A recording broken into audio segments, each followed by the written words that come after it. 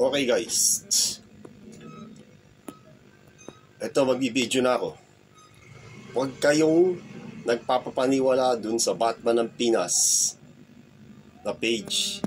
Scam yun. Post ng post na naman ng hindi sinasabi sa akin kung anong gagawin. Hindi, nagpulad na, nagpost na tatalon ako. Kaya sabi ko, bakit nagpost kang gano'n na wala kang pasabi sa akin na gano'n ang gagawin. Wala nang tatalon sa Pasig River ng Ilog Pasig na yan. Ang dumi-dumi niyan, kahit yung ibang mga kapwa ko stuntman sa pelikula.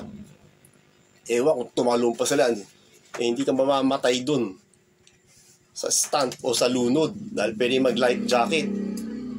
Kundi mamamatay ka sa dumi, sa virus.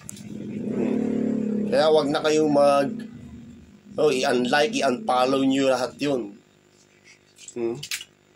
Siyempre, sa dami nyo kasi binabasa ko yung mga comment sa dami nyo, hindi ko na maaasikaso lahat, hindi ko na kayo matatandaan sa daming nagko-comment ng mga fans ko dun sa Batman ng Pinas na yun, na hindi ko naman inaasikaso yun.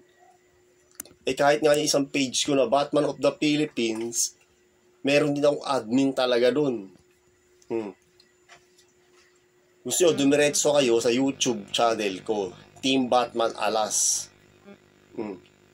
Sa bagay, eto, i-upload ko to sa YouTube. Kaya, sabi ko, rumekta na lang kayo dito kayo magko-comment. Sa dami nyo anong i-expect nyo sa akin? Hindi ako Superman, kaya nga Batman ng Philippines lang Batman of the Philippines lang. Hindi ko kayo maaasikaso lahat na masisendan. Lahat yan, maswerte na yung ibang mga fans ko na nasendan ko sa PM. Huwag maniwala doon, scam lang yun. Hindi ako nagagawa nun. Huwag kayong at lalo-lalo na yung mga nagko-comment doon na saan magsesend daw. Kung saan daw magsesend ng Gcash, huwag kayong magsesend doon dahil wala kayong makikita mag-i-stunt. Kung gusto nyo, kung may kilala kayong mga producer, vlogger na fans ko, yun. Mag-video kami sa YouTube yan. Kung meron kayong kilalang producer na vlogger sa YouTube niya. Para na sa ganun, yung YouTube niya, dumami ang views pag nilive namin. Yung lalo-lalo na yung bubundulin ako ng kotse. Yung ganun. Yung mga ganung stunts, yung mga mala John Wick, sa John Wick 3 ni Keanu Reeves, mala Hollywood. Gusto nyo yung ganung stunt?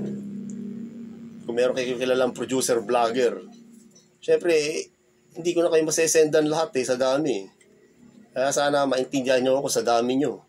Kaya nga, yung iba sinasendan ko kasi ayokong ma-scam kayo dahil wala kayong makikita tatalon doon sa Pasig River na yun.